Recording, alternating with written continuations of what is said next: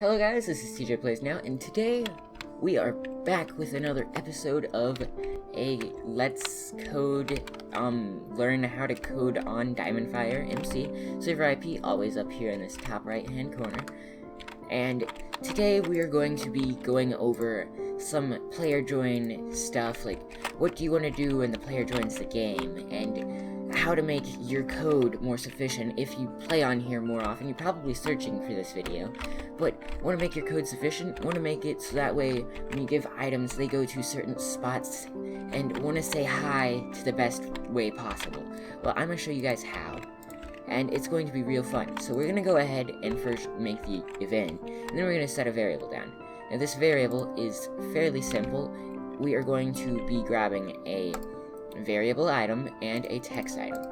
Now the text item is going to be right now I like going and 7 because that's gray, and then is it 6 for, I'm pretty sure it's 6 for gold, but you go ahead and say the name of your game in here. Like, this is a great thing to go ahead and do. And then I go ahead and do, and what is it, 4 I think, space, and I'm just going to type hi to see if that actually works. That is red. I don't want red. Maybe it's 3. I'm pretty sure it's 3 that I want. I'm gonna go ahead and grab this color book just to make sure. I am most positive it's 3 though. Yeah, I like using the 3 as the blue. But you can go ahead and take that hi message away. So you can make sure you click space here, okay? So it's and 3 space, and then click enter. Now go ahead and name this variable. We're going to call it, chat head. Like, that's what we are making right here. Now this is that way you can change the name of your game later on, and you don't have to figure out, or like change all of the things that you actually say a message in game. So now what you're going to do is you're going to go ahead and middle mouse click on chat head. That is going to give you a stack of 64, and you're just going to keep that in your inventory, okay?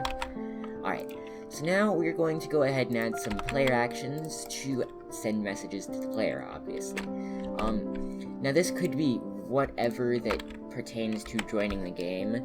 I'm going to do a welcome, %player.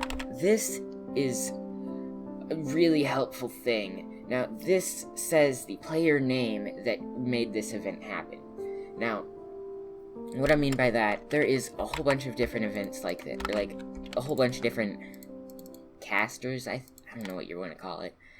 But there's %default, player who performed the event, okay, that's the player who performed the event, but %player is the player currently selected. So, I'm pretty sure, not pretty sure, I know that %player works here, and it's just a great idea to go ahead and that's not what I wanted to copy. Whatever, escape. So go ahead and do welcome, and this is going to be a message that's sent to everybody that's playing the game, and it's a welcome %player to the game. Now I'm going to change the color of %player here in just a second. We gotta pick out a color.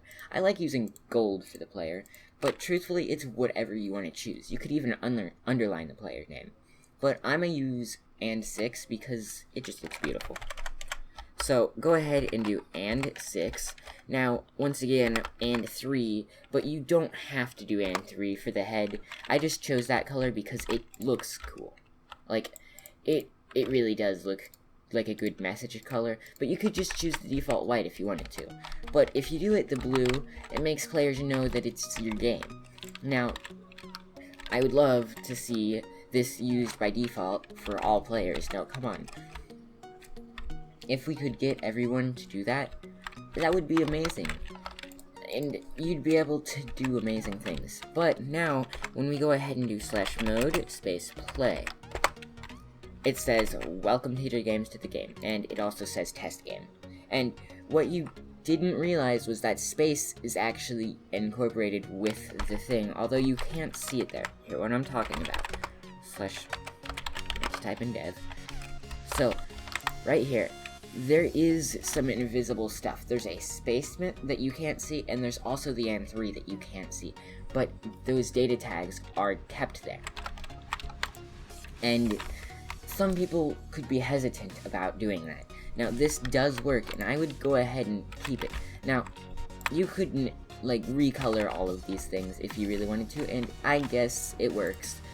But now we are going to go on to more advanced stuff. Also, I forgot, you have to select all players there if you want it sent to all players. Like, you shift and then click on it. Okay, and that's not the break click, that is the other click. Just let you know. If you break it, it breaks, and you don't want to do that. But, okay, so now we added another player action, and this player action, we're giving the player items. So now it has come to my attention that for most of your intent and purposes, it would be a good idea to go ahead and do mode build. Now, I used to do this, actually, and you'd think, I want to rename items that I'm giving the player. I'm going to place down an anvil for this. And you can't place down an anvil in dev mode, by the way. Anvil, where are you? There you are. So you're gonna go ahead and place down an anvil, not thinking about anything else. You just place it right there. And then you go back into mode dev. Well, let me tell you why that is probably the wrong idea to do. Because of many things. Let me go ahead and just grab this dead bush for a second. And we are going to rename it, squash, and maybe I want it red. So I want red squash. That would be, could I click on it? Okay, so we go ahead and do, no, red's 4, and 4, space, I don't want that extra space, squash. Now, we go ahead and shift click that, you see it's and 4 squash, not red squash. So, what you should be doing is /rename. And this is an amazing tool as well. This server has so many tools to help you. Now you see it is called squash and it's red, instead of being and 4 squash. Now, you don't want it to be and 4 squash, and you probably don't want your item to be white. Like a white, name, because when names are white, it makes it seem like your game's bland, and you want a cool game. You don't want a bland game. Who plays a bland game? Not me. So, we're going to go ahead and grab put all of these items in the back of our inventory. We don't need those at this second. So, what we want to actually do is go ahead, I like using, these gray glass panes, because they are really helpful, for what I'm doing. So, what we are actually doing, no, not those ones, actually. I said, could I double click? Thank you. It is these ones that we want. And it's not gonna let me do it. Do it like that. Alright, so now you can sort of see that it doesn't look like, I feel like it's even the darker ones. I'm sorry. I might be going crazy. Yeah, you can't really see those at all in your inventory. So, what we are doing this for is so that way we can position this squash item anywhere in our inventory. Now what we're going to want to do is be able, like, if you gave these to the player right now, they would all stack. I'm going to show you real quick. If you were to give all of these items, they would do exactly what it's doing right now. But I'm going to fix that real quick. So, if you went ahead and you did that, well, guess where that item is going to be? Can you guess? Can you guess? It's going to be in the second spot. Not where we want it to be. So what we are going to go ahead and do is, first thing, move all of these stupid things out of our inventory. And then go ahead and grab all of these glass panes. My double click button isn't working that well. And go ahead and do that, and then that. So we're going to /rename all of these items. First one I call 1 usually. You can rename it whatever, truthfully. And just go ahead and go on like this. Now what I will say is naming this one 6 isn't a good idea because you're probably going to be moving this slot around. So just call it 5, even though that might be confusing. In the long run, it's not. And you you might go all the way up to 8. You probably will want to give the player more items, right? Yeah, everybody wants to give the player more items. Why wouldn't you? And now you can see that these do not automatically stack. So, and I totally just shift-clicked these out of order, but it wouldn't really matter. I switched it back though. So now when you go into mode play, the dead bush or squash is in the right spot. Now, that is good, but we have these glass panes now that are all named different things. Now, we don't want that, do we? I don't think we want it. So we're going to go ahead and go into mode dev, and we're going to now do another player action to remove the items. Now, this is the cobweb in there, and what we're going to go ahead and do is go ahead and copy all of these 1 through 4s. Or 1 through 4. What? Oh, and I just recopied 5. Now, I'll have to just keep that out of the way. 7 and 8. So, now we just want to remove one of these. Now, this process could be a little bit slow, and I really wish there was a way to speed it up, but right now I have no clue if there really is. And I don't think you want to remove 32 of them. But now, if you go ahead and do mode play, you'll have just squash.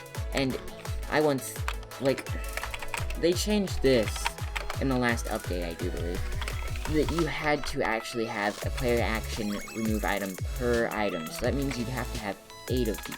And who wants 8 of these? No one. So they changed that, and it's really nice. I don't know if you guys know about it, but now you do. And I'm going to go ahead and call this one 9, just because, oh, I just called it 9 in chat. Okay, so we're gonna rename it to 9. And now there's just a 9th item, and I just do that just in case I might somehow, for some reason, want to use the 9th item, but hey. Sorry. Just a second. Okay, sorry about that. I just do the 9th one, so that way, if I might want to put things in their inventory, like actually in their inventory way further back, well, then I'll be able to. Although, you do not have to have the 9th one, and you're probably not going to need it ever, really. You don't have to. I suggest doing it. But that is just about all for this episode. Now, what you're going to want to go ahead and do at the very end of the giving code, say you want to do one more thing, like enable their flight, or what I usually do is give them a potion effect of invisibility. In order to give them a potion effect real quick, you have to go ahead and click on the variable items, and it's a potion effect in there. I don't know why this is under variable, it's not really true to it, but we're going to go ahead and give them invisibility. Now, as you see right now, it's a potion effect of invisibility. It needs to have some lures on it. So, first lure, well, it doesn't matter what order you do this in, but it's going to be 255 for the max number. Now, I don't know if that takes away from, the bubbles. I don't know if it even gives you bubbles, like the potion effect bubbles, but I don't know. Then we're going to set the time by doing, minutes, seconds, and only 2 seconds. It can be even that many minutes. But we're going to go ahead and put that in there, and now /mode play one last time, probably, and you can go ahead and see that we have invisibility. And there are bubble effects, but I really don't know how to get rid of those, and there's a squash. Cool, we have a squash. Isn't that great? So, we're gonna go mode dev one last time. There are just one last line that you're going to want to place, and this is a game action. Now, you might want to do some other game action besides this, but you're going to always want to do a start loop. Okay? That's something that you're probably most always going to want to do right there. And that is the episode for today. I do hope you guys had a fun time watching. Fun time. I hope you guys learned a lot from this tutorial. And I do hope you guys come back for the next tutorial. So we will see you guys in the next episode.